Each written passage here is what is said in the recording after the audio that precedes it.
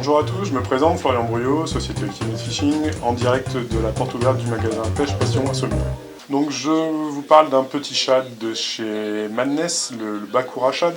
Donc un petit shad au profil allongé qui a une matière extrêmement souple comme vous pouvez le voir, puisque comme vous pouvez le voir, la matière donc très souple avec un format assez allongé, très peu de matière au niveau de la caudale, ce qui va vous permettre d'avoir un shad qui va être très mobile à la moindre sollicitation.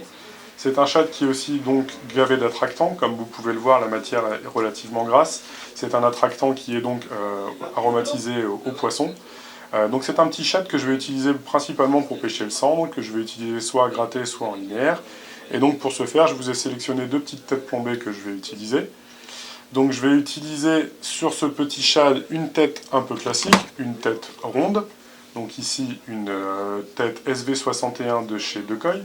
Donc cette petite tête ronde, je vais venir adapter le poids selon les besoins et ça va me permettre de faire des pêches classiques que vous connaissez.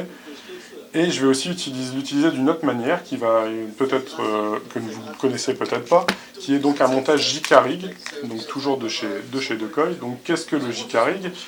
C'est un montage qui va vous permettre d'aller pêcher des poissons dans des zones qui sont très encombrées, puisque c'est un montage qui se compose d'un hameçon texan.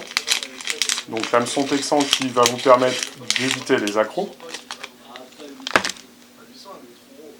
Donc c'est un montage avec l'hameçon texan et une plombée prise sur un émerillon. Donc cette plombée, comme vous pouvez le voir, elle est complètement libre.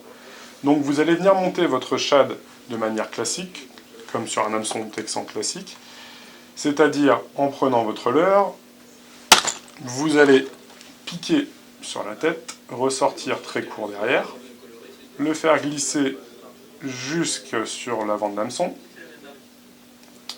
Une fois que c'est fait, vous repérez l'endroit où cela doit ressortir, donc vous voyez bien la pointe, vous repérez avec votre doigt et vous venez piquer votre leurre. Voilà.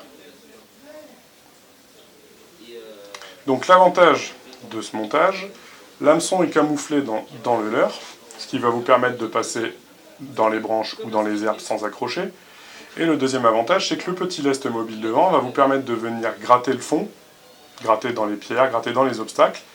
Et comme il est mobile, eh ben ça va très bien passer au cœur de l'obstacle et vous permettre d'aller pêcher là où vous n'aurez pas pu aller avec un montage différent. Ça va vous permettre de solliciter des poissons, de pêcher des poissons qui sont peu sollicités et du coup qui vont être beaucoup plus réceptifs à votre avis.